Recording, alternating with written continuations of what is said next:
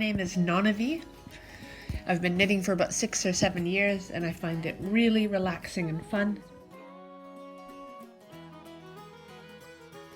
The mouse is knitted on the flat and then sewn up after. The ears are created separately and you attach them and tie them on the underside of the mouse before sewing it up. For materials, you need size 7 or 4mm needles and 8-ply wool or even chunkier. You will also need a wool needle, scissors, and stuffing. If you're a beginner, I've attached a link for a really easy method for casting on called the thumb cast on method. And I'll also attach some knitting and purling videos if you just forget the way to stick the needle in.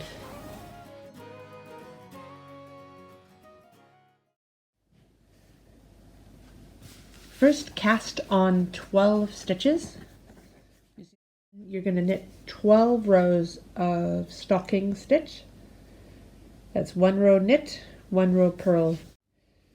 After you have 12 rows, if you lose count, you can count the little V's, by the way. Then you're going to start tapering for the mouse's nose. Knit 2 stitches together in the beginning and at the end of the row. So you'll decrease in total by 2. Then do the same right away when you purl. Purl 2 together, purl to the last 2, and then purl those last 2 together. Do this until you have 4 stitches remaining.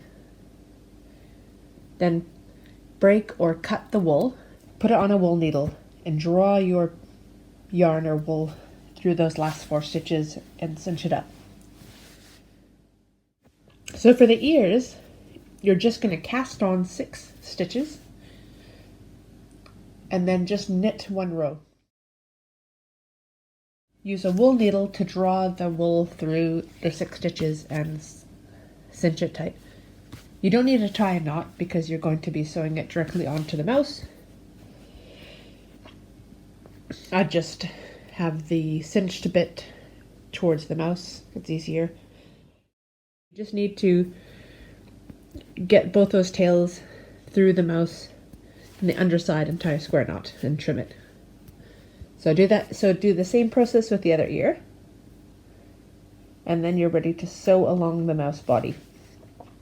I just weave it from one side to the other, drawing my wool needle through the side of 2 stitches and then the other. But you could also turn it inside out and sew along it and then turn it right side out again.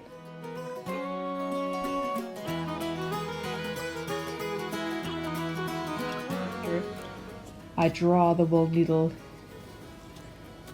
at a few different points along the bottom and draw it tight like a drawstring bag.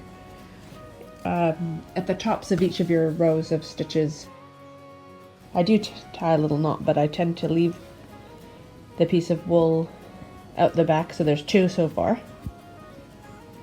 And then when I sew on eyes, I leave a long tail and draw it through the body, so I have at least 3.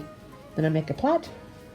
But if you're a crocheter, you could do a crochet chain or leave them all loose. It's really just for a cat to play with, so as long as it's something fun for the cat. If you want, you can even do whiskers. So now that's the finished SPCA mouse.